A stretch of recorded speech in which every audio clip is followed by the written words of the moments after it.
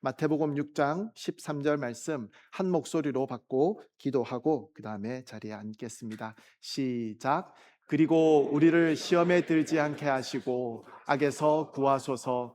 나라와 권세와 영광이 영원토록 아버지께 있습니다. 아멘. 사랑하는 하나님 아버지, 감사합니다. 우리에게 하나님의 말씀을 주시니 감사합니다. 우리 구주 예수 그리스도께서 우리에게 어떻게 기도해야 할지에 대해서 말씀해 주시니 감사합니다. 우리가 간구해야 하는 이 기도의 내용들이 무엇을 의미하는지를 다시 한번 고민하며 생각하는 가운데 우리에게 주어진 하나님 백성으로서의 역할과 사명을, 또 우리에게 부어주신 하나님 아버지의 그 놀라운 은혜와 사랑을 다시 한번 기억할 수 있는 그런 우리가 될 수 있도록 주여 인도하여 주시옵소서. 하나님, 이 죄인은 하나님 말씀 뒤에 가리어 주시고 하나님 말씀만이, 하나님의 뜻만이 우리 가운데 아름답게 드러날 수 있도록, 기억될 수 있도록 주님 이 시간 함께하여 주시옵소서. 감사합니다. 예수님 이름으로 기도합니다. 아멘. 자리에 앉으시겠습니다.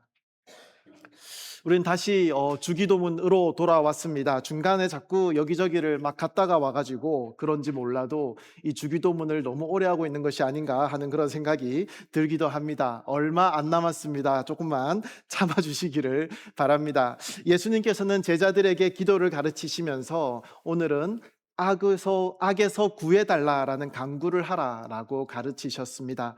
우리는 이 구절의 의미에 대해서 이해하기 위해서 여기서 말씀하시는 악이라는 것이 무엇인지에 대해서 먼저 생각해 볼 필요가 있습니다.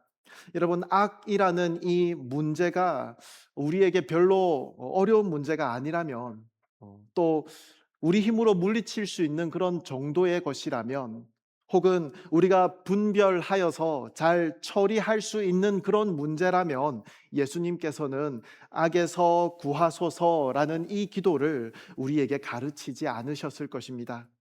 여러분, 악이라는 주제에 대해서 생각할 때에 나의 삶에 직접적으로 지금 일어나고 있는 어떠한 사건이나 또 생각나는 그런 일들이 있으신가요? 혹은 생각나는 어떤 사람이 있으신가요? 사실 악이라는 것은 우리가 뉴스를 보더라도, 또 여러 헤드라인들이 적혀 있는 신문의 한 면만 보더라도 악이 얼마나 다양한 그런 형태로 이 세상의 각 영역에 존재하고 있는지를 우리는 금방 알 수 있습니다. 제가 보스턴 지역을 이번에 처음 살면서, 처음 겨울을 맞이하면서 겨울이 되면 블랙 아이스를 참 조심해야겠다라는 생각을 했습니다. 며칠 전에도 새벽기도 올 때에 땅이 그냥 완전히 얼어 있었어요. 그죠? 겉으로 보기에는 도무지 알 수 없었는데 정작 그곳을 밟고 서자 정말 얼마나 미끄러운지를 스르르 미끄러지고 있는 저의 몸을 보면서 알아차릴 수 있었던 기억이 있습니다. 새벽기도 마치고 집에 가려고 여기에 이제 그 내리막길을 걸어서 가지 않고 발을 한 번도 떼지 않고 그냥 미끄러져 내려가는 저의 모습을 보면서 이 블랙 아이스, 이거 무서운 거구나라는 생각이 들었던 그런 기억이 있습니다. 밤길 여기저기에 생겨나 있는 그런 블랙 아이스처럼 참 여러 곳에 다양한 모습과 다양한 모양으로 악이라는 것은 존재하고 있습니다. 그래서 삶의 길을 걸어가는 우리는 그 얼음에 미끄러져 그렇게 넘어지는 일이 허다하게 일어나고 있습니다. 그런 점에서 악에서 우리를 구하소서, 이 기도는 너무도 필요하고 또 절실한 그런 기도입니다. 악은 얼굴이 굉장히 다양하다라고 생각합니다. 그리고 또 은밀하다라는 생각도 해봤습니다. 악이 야 나는 악이야 라고 드러내면서 나타내면 대비라도 할 수 있겠지만 대부분의 악은 그렇지 않은 것 같습니다. 너무도 다양한 얼굴을 가지고 있기 때문에 분별하기도 쉽지 않다라는 것이죠. 선의 얼굴 뒤에 자기를 감추고 있는 경우도 있기 때문에 발견하기도 쉽지 않은 것 같습니다. 평화라는 얼굴을 가지고 있으면서도 그 내면에는 엄청난 폭력과 또 억압을 가지고 있었던 1세기의 팍스 로마나 아시죠? 로마의 평화에 대해서도 우리는 잘 알고 있습니다. 법이라는 그런 이름 뒤에도 그 속에 불의가 있는 경우도 있죠. 한국에 집을 사고 파는 것이 법적으로는 전혀 문제가 되지 않겠지만 투기를 목적으로 집을 사고 파는 사람들이 너무 많이 있기 때문에 선량한 시민이라고 그럴까요? 그런 사람들이 피해를 보는 경우도 있는 것 같습니다. 이것도 사회의 한 악의 모습이다라고 우리가 볼 수 있을 것 같습니다. 그래서 아무리 노력해도 나아지지 않는 그런 현실이라는 그런 굴레에서 빠져나가지 못하는 그런 사람들의 한숨 소리를 듣기도 합니다. 독선이라는 단어가 있죠. 이렇게 선이라는 이름을 가지고 있지만 정반대의 개념을 가진 그런 선도 있습니다. 나만 옳고 나만 선하다는 그런 고집을 뜻하는 단어이죠. 많은 경우에 이것은 악의 범주에 들어가지 않을까라고 생각이 되어집니다. 위선이라는 단어도 있습니다.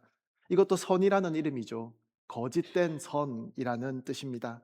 선한 사람, 선한 행동처럼 보이도록 자신을 꾸미지만 실제로는 다른 의도와 욕망을 숨기고 있는 그런 상태를 말할 것입니다.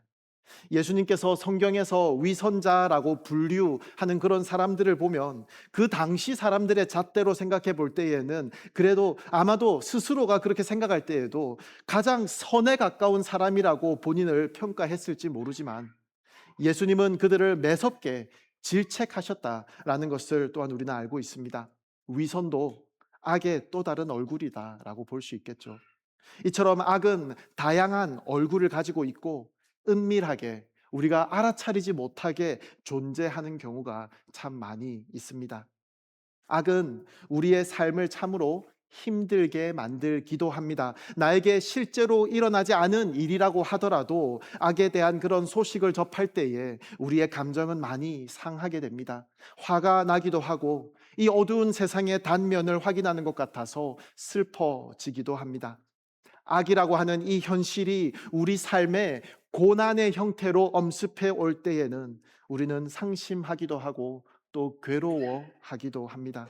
왜 나에게 이런 일이 생겨야 하냐고 하나님을 원망하게 되기도 하죠.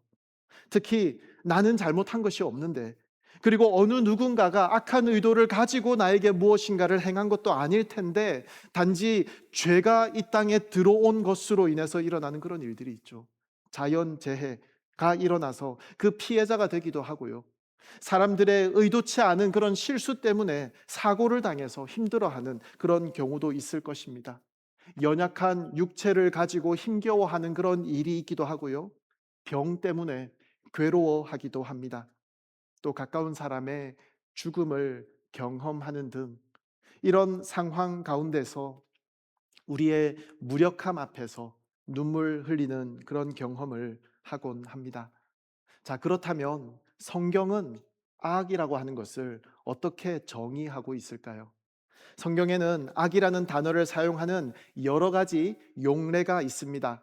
지난 한 주일 동안 우리는 새벽기도 시간에 요한 1서를 계속해서 살펴봤습니다. 요한 1서 5장의 말씀을 보면 이렇게 말씀합니다. 하나님에게서 나신 분께서 그를 지키심으로, 예수님께서 우리를 지키심으로 악한 자가 그를 해치지 못합니다. 우리를 해치지 못합니다 라고 말씀합니다.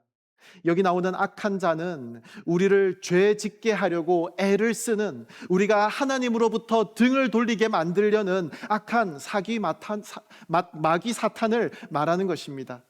이렇게 성경은 악을 마귀이다라고 정의하기도 합니다.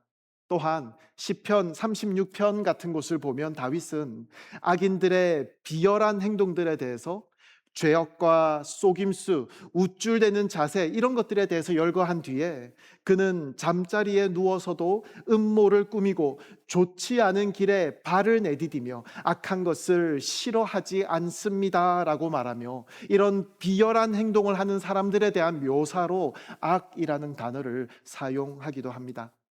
또 마가복음 7장에 보면요, 사람 안에서 나오는 것이 바로 사람을 더럽게 하는 것이다 라고 예수님께서 말씀하시며 여러 가지 그런 죄악들을 나열하시는 그런 장면을 보게 됩니다. 악한 생각, 음란, 도둑질, 살인, 간음, 탐욕, 악의, 거짓말, 방탕, 질투, 비방, 교만, 어리석음 이런 것들을 나열하십니다. 그러고 나서 예수님께서는 이런 악한 것들은 모두 안에서 나오고 사람을 더럽게 한다. 이런 악한 것들은 이라고 말씀합니다. 모든 나쁜 것, 죄악된 행동들을 마가복음은 악이다라고 정의한다는 것이죠. 그래서 성경을 우리가 종합해서 쭉 살펴보면 우리는 악을 이렇게 정의할 수 있을 것 같습니다. 악은 하나님의 목적에 부합하지 않는 상태이다 라고 볼 수 있습니다. 하나님께서는 하나님의 영원하고 완전하신 그 지혜와 섭리 속에서 세상을 창조하셨습니다. 근데 여러분, 하나님께서는 이 세상이 필요하셔서 만든 것이 아닙니다. 바울과 실라가 그 아테네에서 복음을 전할 때 이렇게 말합니다. 그 신은, 그 사람들이 알지도 못하고 섬겼던 그 신은 온 세상과 그 안에 모든 것을 창조하신 하나님이십니다. 하나님께서는 하늘과 땅의 주인이시며 사람이 손으로 지은 신전들 안에 살지 않으십니다. 하나님께서는 뭔가 부족해서 인간의 손으로 섬김을 받으실 분이 아닙니다 라고 말씀합니다. 여러분, 하나님은 삼위 하나님 안에서 스스로 충만하신 분이라는 것입니다. 아무런 결핍이나 아무런 부족함, 아무것도 필요한 것이 없으신 그런 분이라는 말씀입니다. 여러분, 만약에 하나님께서 필요에 의해서 이 세상을 창조하셨다면 하나님 스스로는, 하나님 홀로 서 계신 그 상태로는 완전하지 않다라는 사실을 드러내는 것이기 때문에 하나님께는 일어날 수 없는 일입니다. 그렇다고 하나님께서 아무 필요 없이 이 세상을 창조하셨다면 쓸데없는 일을 하신 것입니다. 그건 역시 하나님의 완전함에 비추어서 가능하지 않은 일입니다. 그 말은 하나님께서는 우리를 분명한 목적을 가지고 창조하셨다라는 것입니다. 바울은 골로새서에서 하늘과 땅에 있는 모든 것들, 그 창조하신 모든 만물이 아들로 인해 창조되었고 아들을 위해서 창조되었다라고 그 목적을 분명하게 말씀하시면서 분명한 목적을 가지고 우리는 이때 이 세상에 만들어졌다라는 것을 말씀합니다. 이사야 43장에서는 이스라엘 백성들에 대해서 내가 내 명예를 걸고 창조하고 만들고 지은 내 백성이다 라고 선포하십니다. 이처럼 하나님께서는 그 완전하신 섭리와 계획 속에서 그 세상을 만드시기로 작정하셨다라는 것입니다. 그리고 그 만드신 모든 것들은 하나님의 완전한 지혜 속에서 분명한 목적을 가지고 분명한 방향을 가지고 만들어졌다라는 것입니다. 그런데 하나님께서 만드신 그 목적에 부합하지 않는 것이 있다면 성경은 그것을 악이다라고 정의한다는 것입니다. 그래서 하나님의 백성들이 하나님의 뜻을 따라서 살지 못하고 그 하나님의 말씀을 거부하면서 불순종하면서 살아가도록 우리를 유혹하고 시험하면서 넘어뜨리기 위해서 역사하는 모든 영들, 사탄, 마귀를 성경은 악이다라고 정의한다는 것입니다. 또한 하나님의 말씀과 하나님의 뜻에 어긋나는 모든 우리의 행동들, 아까 나열했던 모든 죄악들도 그렇습니다. 우리가 하나님과 사귐을 가지는 것처럼 하나님의 형상으로 지음받은 사람들이 서로 하나님 안에서의 아름다운 사귐을 가지는 것이 하나님의 창조의 목적입니다. 그래서 아담과 하와는 서로에게 도움이 되고 서로의 부족함을 채워주는, 서로를 의지하면서 함께 하나님의 이름과 영광을 높이는 그런 존재로 창조되었습니다. 하지만 죄가 이 땅에 들어오고 나서 이제는 서로를 비난하기 시작합니다. 서로에게 손가락질하기 시작합니다. 손가락질뿐만이 아니라 서로를 쳐 죽이기까지 합니다. 그리고 위에서 나열했던 그 모든 죄악의 모습들이 우리 가운데서 생겨난 것입니다. 서로와의 관계가 어그러지는, 서로와의 사귐이 망가지는 결과를 초래했다라는 것입니다. 그리고 이것들을 하나님의 창조의 목적에 부합하지 않는 성경이 정의하는 악의 범주에 들어가는 것이다 라고 말할 수 있습니다. 베드로는 우리에게 이렇게 권면합니다. 정신을 차리고 깨어 있으십시오. 여러분의 원수 마귀는 우는 사자처럼 두루 다니며 삼킬 사람을 찾습니다. 여러분, 베드로는 이런 권면을 하면서 얼마나 가슴 아프게 자신의 지난날의 과오에 대해서 생각했을까요? 깨어 기도하라고 예수님께서 말씀하셨지만 베드로는 깊이 잠들어 버렸습니다.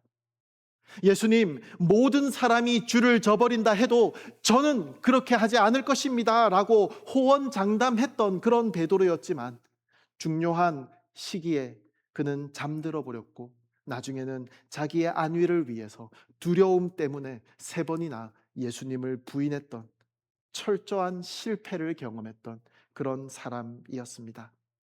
하지만 베드로는 악에서 건짐을 받았습니다.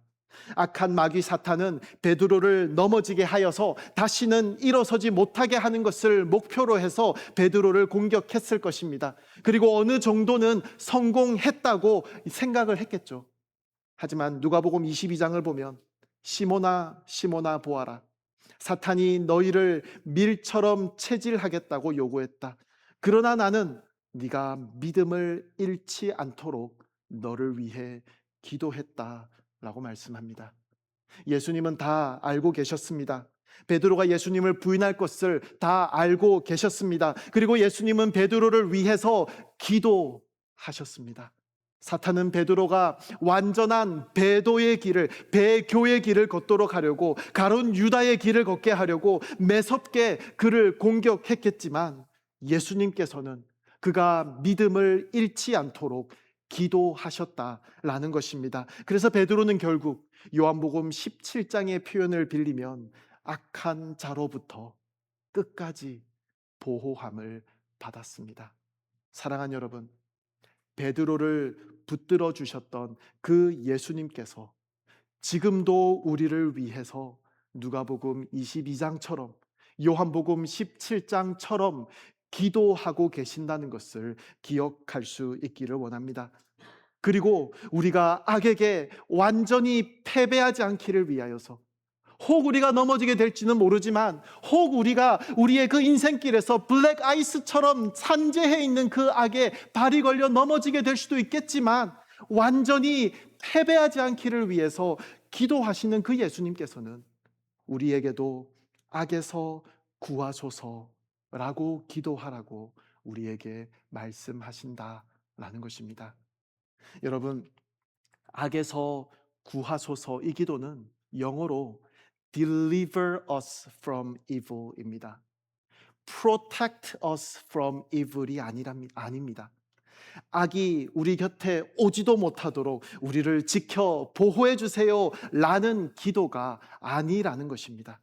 우리가 베드로의 경우를 통해서도 알 수 있는 것은 우리는 이미 악 가운데 있다는 것입니다. 요한일서 5장은 이렇게 말씀합니다. 우리는 압니다.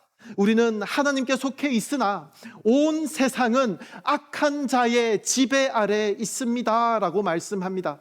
에베소서의 표현을 빌리면 권력들과 권세들과 이 어둠의 세상 주관자들과 하늘에 있는 악한 영들은 이미 우리 가운데서 우리가 넘어지게 하기 위해서 끊임없이 우리가 걸어가는 삶의 여정 속에서 일하고 있다라는 것입니다. 우리는 그들의 영향을 지금도 받고 있다는 것입니다. 하나님의 통치가 이루어지는 하나님 나라, 하나님 왕국이 존재하는 것처럼 어둠의 권세가 작용하고 있는 어둠의 왕국도 존재한다는 사실을 우리는 기억해야 합니다.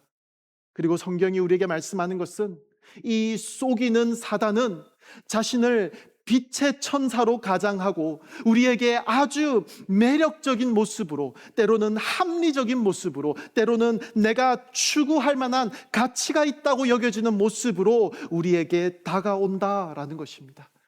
여러분, 그것이 하와에게 다가갔던 뱀의 모습 아니었겠습니까? 신앙생활을 계속 해온 우리들은 요한 1서의 표현처럼 육신의 탐욕과 안목의 정욕과 세상살이의 자랑과 같은 것들이 우리 눈앞에 오면은 그 사탄의 괴계를 바로 알아보고 쉽게 물리칠 수 있을 것이라고 생각하지만 실상은 그렇지 않다는 것입니다. 너무도 매력적인 모습으로 우리에게 다가와 있다라는 것입니다. 그래서 너무도 자연스럽게 내가 깨닫지도 못한 채 그가 내미는 손을 잡아버릴 때가 많이 있다는 것입니다. 여러분, 이것은 단순히 개인적인 윤리의 문제도 아니고 영성이나 신앙의 문제도 아닙니다. 온 세상이 악한 자의 지배 아래 있다라고 요한 1서가 말씀했다는 것을 우리는 기억합니다. 세상 그 어느 영역에도 악의 영향력이 미치지 못하는 곳은 없다라는 것을 최근에 뉴스로 알려진 몇몇 사건들을 통해서도 우리는 다시 인정하게 되지 않습니까? 여러분, 지금 우리가 살고 있는 이 세상은 하나님이 보시기에 좋았더라고 하셨던 그 처음 창조 때의 모습과는 너무도 다르다라는 것을 기억해야 합니다. 세상은 악합니다. 세상은 간교합니다. 그리고 우리는 연약합니다. 사랑하는 여러분, 이것을 아는 자만이 오늘 이 기도를 할 수 있습니다. 악에서 구해달라 라는 이 기도는 세상을 피하게 해달라는 그런 기도가 아닙니다. 저기 사막에 수도원을 짓고 세상과 단절한 채 살아가겠다는 그런 기도가 아닙니다. 이 세상 안에서 하나님, 우리의 진짜 정체성을 알고 있는 사람답게 이 세상의 악 앞에서 패배자로 살아가는 것이 아니라 여전히 그 은혜를 붙들고 사는 사람, 여전히 하나님의 보호하심을 간구하며 사는 사람, 여전히 내가 사망의 음침한 골짜기를 다니게 될지라도 여호와를 나의 목자로 둔 사람답게 내가 부족함이 없는 삶을 살겠노라고 하나님과 그 세상 앞에서의 우리의 자세를 다시 가다듬는 그런 사람이 드리는 기도라는 것입니다. 요한복음 17장에서 예수님께서 말씀하십니다. 내가 아버지께 기도하는 것은 아버지께서 그들을 세상에서 데려가 달라는 것이 아니라 악한 자로부터, 악으로부터 그들을 보호해 달라는 것입니다. 그리고 하시는 말씀이 내가 세상에 속하지 않은 것처럼 그들도 세상에 속하지 않았습니다. 사랑하는 여러분, 온 세상은 악한 자의 지배 아래 있지만 우리는 이 세상의 지배 아래 있지 않습니다. 우리는 하나님 나라에 속한 자들입니다. 하나님께서는 고린도전서 10장의 고백처럼 하나님 나라의 가치를 붙잡고 살아가려고 애쓰는 하나님의 사람들을 위해서 피할 길도 마련해 주시는 분이심을 기억하며 하나님, 우리를 악에서 구하소서 간절히 기도할 수 있는, 그리고 우리가 기도하는 대로 살기 위해서 애쓸 수 있는 그런 우리가 되기를 간절히 바랍니다.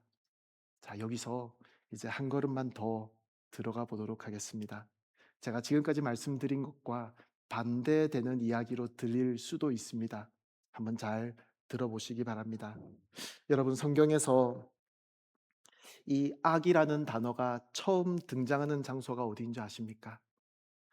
하나님께서 천지를 창조하시고 인류가 아직 죄를 짓기 전에 이미 하나님께서는 선과 악을 알게 하는 나무를 동산에 심어 놓으셨습니다. 그리고 하나님께서는 그 나무의 열매를 먹지 말라는 명령으로 인간에게 순종의 시험을 주셨던 것입니다. 다시 말하면 악이라고 하는 것은 창세기 3장에서 인간이 타락할 때 처음으로 생겨난 개념이 아니라는 것입니다. 하나님께서 이미 알고 계셨고 경계하게 하신 실제였다라는 것입니다. 하나님께서 그 나무를 심으심으로 악이라는 개념을 그 나무와 함께 세상에 두신 것이 아니라는 것입니다. 하나님께서 만드신 세상은 하나님 보시기에 참 좋았다라고 말씀합니다. 하지만 그 나무의 열매를 먹지 말라는 그 하나님 말씀에 우리가 순종하는 것을 스스로 선택하게 하셔서, 다시 말해서 하나님의 창조의 목적에 부합하는 행동을 우리 스스로 선택하는 것을 통해서 악으로부터 우리를 보호하고자 하셨던 것입니다. 그런데 인류는 실패했습니다. 뱀이 하와를 유혹할 때 이것을 먹는 날에는 너희 눈이 열려서 너희가 선과 악을 아시는 하나님처럼 될 것이다 라고 말씀합니다. 선과 악의 개념은 그 나무 속에 아무도 모르게 숨겨두신 은밀한 개념도 아니었습니다. 모두가 다 알고 있던 내용에 대해서 말씀하고 있었던 것입니다. 그렇게 해서 그 열매를 먹은 아담과 하와에 대해서 하나님께서는 어떻게 평가하십니까? 이 사람이 우리 가운데 하나같이 돼 선악을 알게 됐으니 라고 말씀합니다. 즉 타락한 인간이 이제는 선과 악에 대한 판단을 하나님의 기준과 하나님의 권위에 따르는 것이 아니라 하나님께서 주신 그 창조의 원리에 선과 악에 대한 판단을 맡기는 것이 아니라 사람 스스로 자율적으로 판단하여 결정한다라는 것입니다. 무엇이 선이고 무엇이 악인지 나 스스로 판단하겠다는 것입니다. 그래서 나에게 좋은 것이 선이고 나에게 나쁜 것이 악이다 라고 내가 스스로 판단하겠다라는 것입니다. 그래서 여러분, 우리는 스스로 선과 악을 구별할 수 있습니까? 그런 판단의 능력이 우리에게 이제는 생겼습니까? 사실 여러분, 제가 위에서 계속 언급했던 것들은 나에게 외부로부터 작용하는 악의 힘에 대해서였습니다. 그런데 악의 현실은 그것뿐인가요? 선과 악을 아는 하나님처럼 되겠노라고 그 열매를 먹었던 인류는 어떻게 됐습니까? 불과 몇 장 가지도 못해서 창세기 6장 말씀은 여호와께서 사람의 악이 세상에 가득한 것과 그 마음에 품는 생각이 선을 어느 정도 품고 있는 것이 아니라 항상 악하기만 한 것을 보셨다라고 말씀합니다. 이런 진단을 우리를 향해서 내리고 있는 것입니다. 여러분, 이것은 바로 우리에 대한 설명이라는 것입니다. 여러분, 우리는 내가 착하게만 살면 된다라고 생각합니다.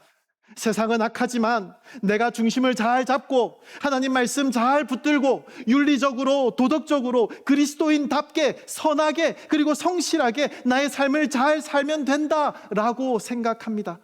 악에 대한 문제는 저 죄인들에게 해당하는 문제이지 하나님 앞에서의 나의 열심과 성실함으로 나의 의지로 어떻게든 이 악한 세상을 헤쳐나가면 된다라고 생각한다는 것입니다.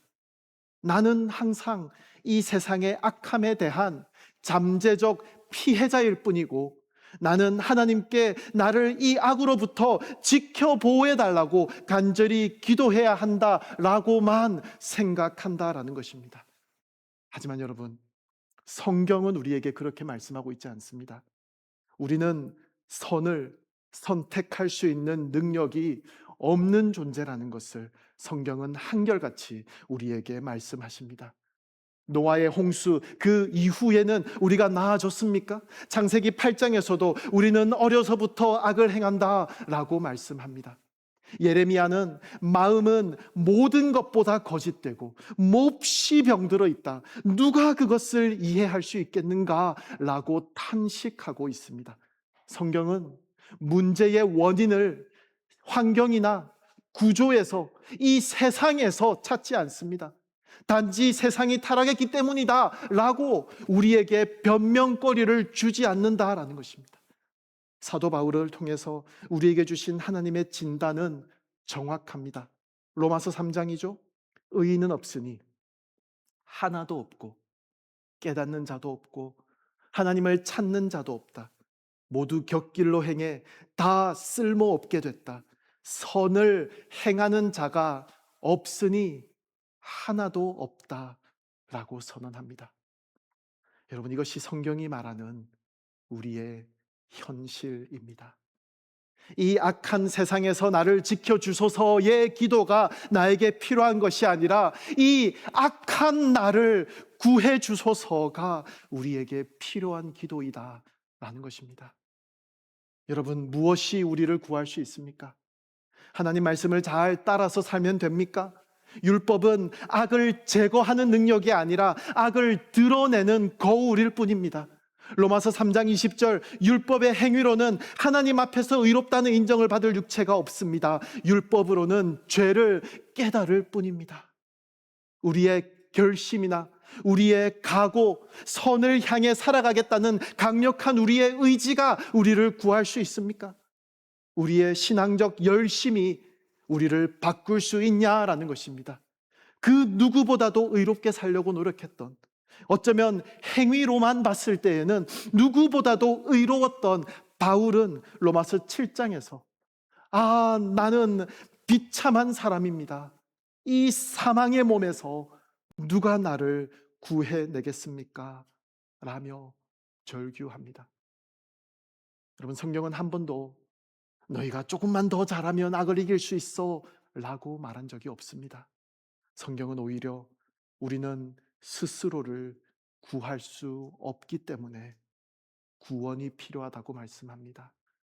예수님이 필요하다고 말씀합니다. 복음이 필요하다고 말씀합니다.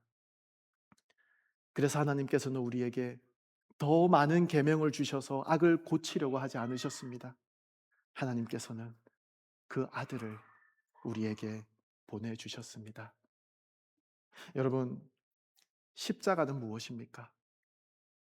십자가는 우리 인류가 하나님을 향해서 내린 가장 악한 판단의 결과입니다.